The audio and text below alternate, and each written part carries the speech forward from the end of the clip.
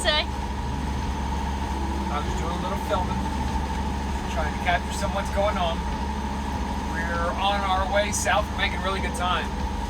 We're probably not going to make it to where we were hoping to make it tonight, but we've got a nice spot that we'll be able to tuck into. It's like, I don't know, maybe an hour north of where we were going to be originally. So, but things are going well. We got our enclosure up. It's raining out, so we're able to use the enclosure, which is really exciting. Now we're dry, but I waited to put it up until after the seats were wet. So we got that issue, but everything's going great. Good start to the day. Good start to the trip. How are we doing, El Capitan? We've been better. We're doing okay. We were arriving in our anchorage last night about 5:30, and we had this narrow channel we had to navigate through, and right as we get into that channel, the engine been running fine all day, and we go to turn up into that channel, and right as we're entering it, the engine bogs down to like 500 RPMs, and then kind of sat there, almost sounded like it was going to kill itself, and then it revved back up to regular, and we continued on for about 5-10 minutes, and then it did the same thing again, a little uncomfortable, so we finally were able to make it up to our anchorage spot, drop the anchor, had a good night, slept great, which was fantastic, no waves, no issues like that. Woke up this morning, it's some sort of error getting into the fuel line type of thing, I think. So there were a couple different things I decided to try and figure out this morning. So we decided, let's just get underway. We'll motor, see if it happens again. It did happen again.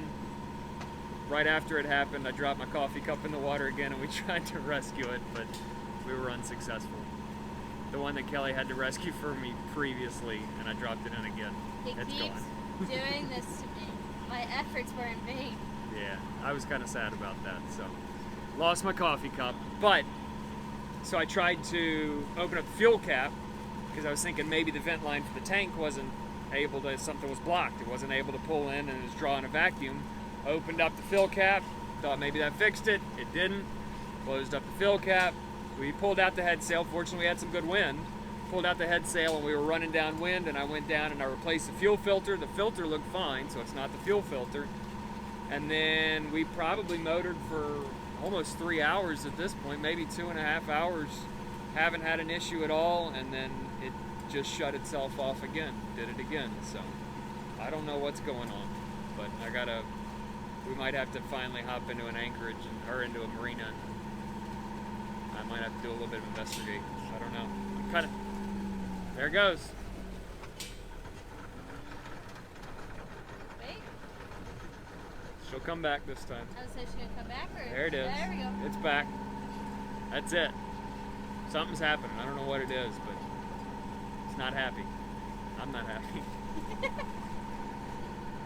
Fortunately, we're not in like the dead zone where there's nothing, so we will actually have a place to stop off and be able to figure this out, but it's not ideal on our second day out. So I think it's pretty ideal. I know it's our second day out. It's really annoying. I don't like it, but if we're gonna have any type of weird issue, I want it to be now, while we're still close to everything. We're still in territory we know, and we're going to an area that's known for sailing, so it has a whole bunch of marinas, a whole bunch of yacht basins, boat yards to fix things, marine supply stores, so it has all of the things. It's not going to be a big deal to get all of that. It's just going to be annoying, but it is what it is. You gotta work out all the kinks, do a little shakedown. We're just doing shakedown motoring instead of shakedown sailing. But we're getting there. Alright, girl, how's the watch been since we last talked? Mostly uneventful when it comes to the engine, which is exciting. Oh, there's a propane tank rolling around. It's a little camp stove. It's not like a big one or anything. But anyway, mostly uneventful. There was a wake from a container ship. That was pretty fun. Couldn't get it on camera because I had to hold on a little bit, but we went whop, whop, and just sprayed. Knocked a bunch of stuff over downstairs. There were a couple fans on the V-berth, and they got thrown across the room. So. I mean, that's what happens when you go over a container ship wake. That happens in the Chesapeake with the channel on all the shipping. It's always a lot of fun. But that was good. There was the fish haven where all of the little floaties, I guess they're crab pots or fishing nets, which would be even worse. just popped out of the horizon, so that was fun staring around those, but it's been mostly uneventful. Ooh, and there were pelicans. That was the most exciting part. We finally got into pelican territory, so a pair of pelicans flew by, and I'm excited to see more of the wildlife tomorrow, because tomorrow we'll be starting to make our way even further south in the Chesapeake, and the water starts being like less brown and gets more in the like blue family. It's not blue, but it starts getting in that family, so that's exciting. But it's been pretty uneventful. Put up on my blanket, and it's been nice. I've done a little engine research to see if other people have similar situations, and it seems like it might have something to do with the fact that yesterday when it happened, there was a lot of wind that was blowing and building waves, so we had like a lot of, I don't know, what's the period in between the waves? So a short little trough between the waves, and so it was kind of bouncing us around a bit. And then today it was a similar time, but not every time there's waves this happens, so it was just like the perfect combination. And our fuel tank may have been a little too full, which may have been the perfect storm that caused it. But so far, no issues.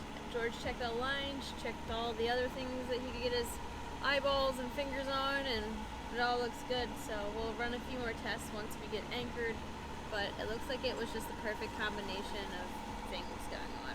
It's what we're hoping the issue was, hoping that it never comes back.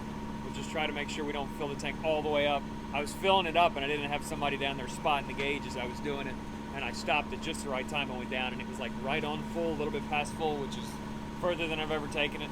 So I'm just glad we haven't had the issue. I've been downstairs working on the washdown pump because the washdown pump wasn't hooked up this morning, and it was the first time we anchored out, and we were in a very muddy bottom, so Kelly would pull 5 feet of anchor chain up with the windlass, and then I would spend 10 seconds or 15 seconds washing it with a bucket, and then fill the bucket back up, and she would pull a little bit more up, and I would do that.